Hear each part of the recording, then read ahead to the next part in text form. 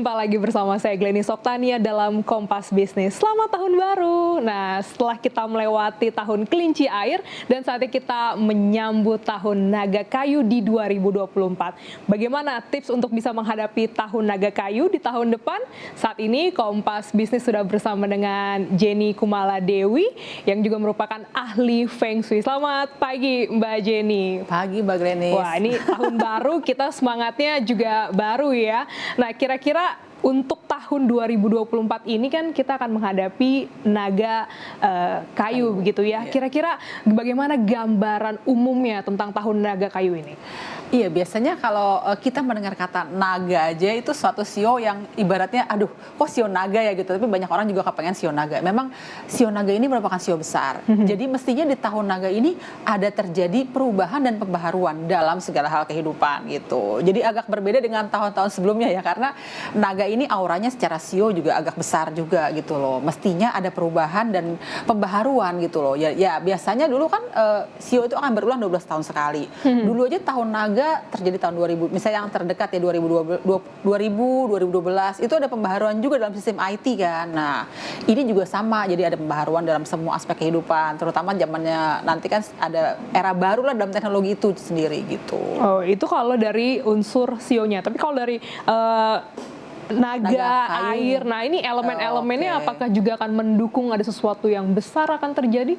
Jadi memang ada 5 unsur kan, jadi ada naga, bisa naga kayu, naga logam, atau naga emas. Nah memang naga kayu agak berbeda, jadi ada elemen tanah dan kayu. Ya kalau kita lihat secara simbol gitu ya, kayu itu kan pohon, tanah itu kan jadi pohon itu tumbuh di tanah gitu. Jadi ada sesuatu yang akan bertumbuh gitulah ya. Jadi kita nggak tahu apa gitu ya. Mungkin ada pembaharuan yang saya bilang tadi.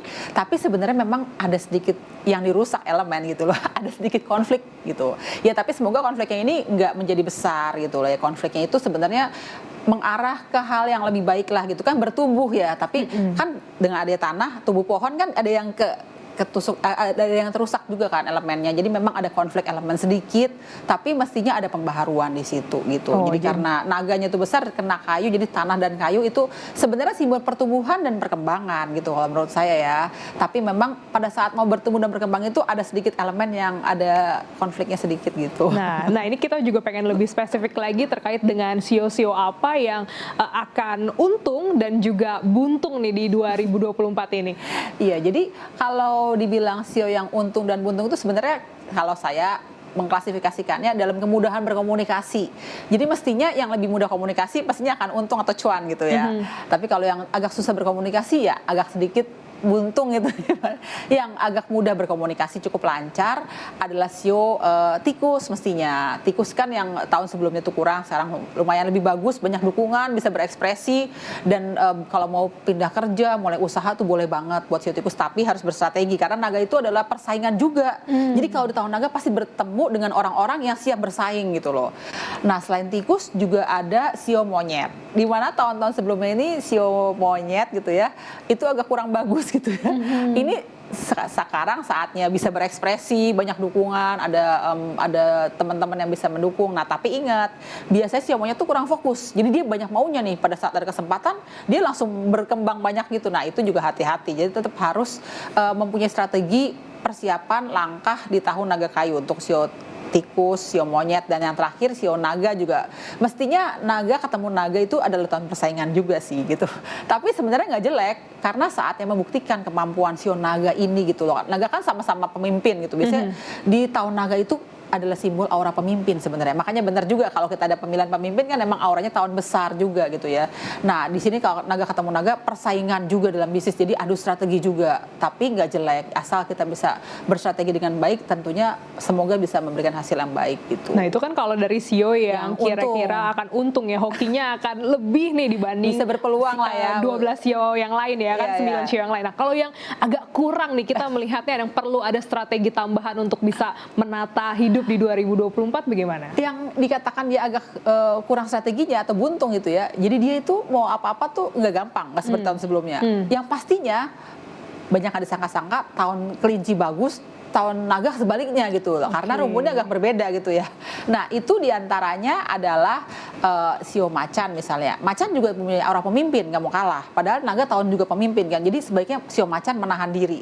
Jadi nggak boleh terlalu ambisius juga untuk sio macan. Sio kelinci juga sama, karena tidak semua mendukung juga di tahun ini. Sio macan, sio kelinci, lalu sio anjing. Sio anjing itu kan kalau dalam 12 sio dia ada sedikit pertentangan juga. Jadi apa yang dia mau dilaksanakan itu tidak terlalu mudah. Jadi butuh pihak ketiga. Karena itu sio anjing ataupun sio macan atau sio kelinci harus butuh pihak ketiga lah untuk menyampaikan ide-ide mereka gitu ya. Jadi penetralisir lah. Juga ada lagi diantaranya sio kuda sedikit ya. Memang kuda kan ambisius juga. Tapi di tahun naga ini nggak bisa semuanya terlaksana. Jadi jangan sampai stres nih. Takutnya tahun naga banyak yang stres juga ya. Gitu. Tahun persaingan, tahun pembaharuan, tahun perubahan itu butuh strategi. Tapi mestinya harus dihadapi dengan ketenangan gitu. Oke, ini menarik sekali. Nah, tipsnya dong Mbak Jenny untuk bisa menghadapi tahun naga kayu, apa nih yang perlu kita maksimalkan dan kira-kira ada nggak sih hal-hal yang perlu kita tahan di 2024 ini? Sebenarnya sih kalau dibilang tahun-tahun sebelumnya kita harus menahan langkah tuh. Dari tahun sejak pandemi kan habis tahun kerbau, terus macan, kelinci itu juga merupakan tahun-tahun yang agak berat gitu ya.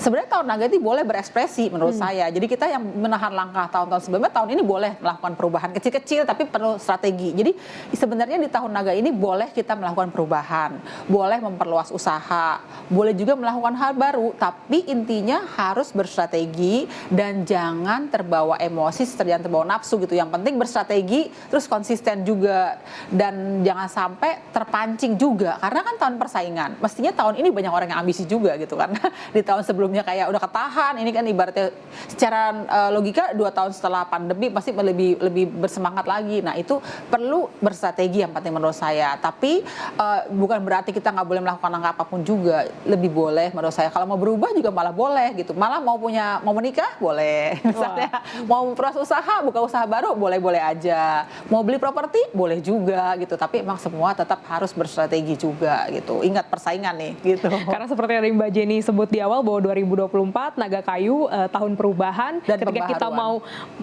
melakukan perubahan hal-hal yang baru boleh dilakukan begitu, silakan, tapi tetap kuncinya adalah strategi begitu ya. Karena strategi dari sebelumnya. Jadi memang kan sebenarnya tahun kelinci itu kan sebenarnya tahun yang untuk persiapan menuju tahun naga. Kalau menurut saya memang di sini saatnya kita untuk menata juga tahun depan tuh langkah perubahan kita sampai 3 tahun ke depan mau apa. Karena 3 tahun ke depan habis naga, ular, kuda, kambing itu ya bukan hal yang mudah juga gitu. Makanya tahun naga ini saatnya mulai menanam yang baru boleh juga menurut saya gitu. Jadi kalau kita mau pindah kerja misalnya atau mau menikah juga boleh, atau misalnya juga mau mulai kehidupan yang baru di rumah baru juga boleh juga. Menarik. Bisnis baru mungkin bisnis baru boleh juga. Malah menurut saya ada perubahan tatanan bisnis juga. Jadi orang yang bisnis sama seperti ini nantinya jadi berubah total, bisa begitu. Tapi memang perubahannya ya butuh proses juga kan. Tahun naga ini saatnya menanam hal yang baru itu tadi mungkin bisa Nah, gitu. kita tahu juga nih di 2024 bentar lagi nih Mbak Jenny, kita kan juga menghadapi pemilu ya, ada tahun politik begitu. Ada nggak sih pengaruhnya dengan tahun naga kayu ini?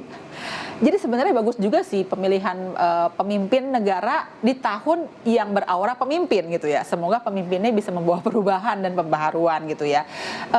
Saya rasa sih sebenarnya bagus, tapi itu terjadi di bulan Februari. Kita mulai kan sebenarnya pemilu yang startnya Februari itu tadi kan ya. Februari itu adalah bulan yang juga merupakan tidak terlalu mudah berkomunikasi dengan tahun naga gitu. Jadi pada saat Imlek itu juga nggak mudah berkomunikasi mulainya, jadi agak berat juga tuh. Nah, tapi semoga yang terjadi di bulan Februari itu cukup baik. Yang penting berstrategi ya, karena terjadi persaingan dan ada kemungkinan sedikit aura energi yang tidak seimbang gitu. Jadi kita tetap harus berstrategi aja menurut saya gitu. Tapi bagus pada dasarnya pemilu di tahun naga itu bagus gitu loh, karena ada terjadi perubahan dan pemimpin baru muncul di tahun naga, bagus banget. Apalagi pemimpin bisa membawa perubahan gitu ya. Kalau pemimpinnya bisa membawa perubahan, yang perubahannya bisa membawa ke arah lebih baik, kenapa enggak gitu. Wah, luar biasa.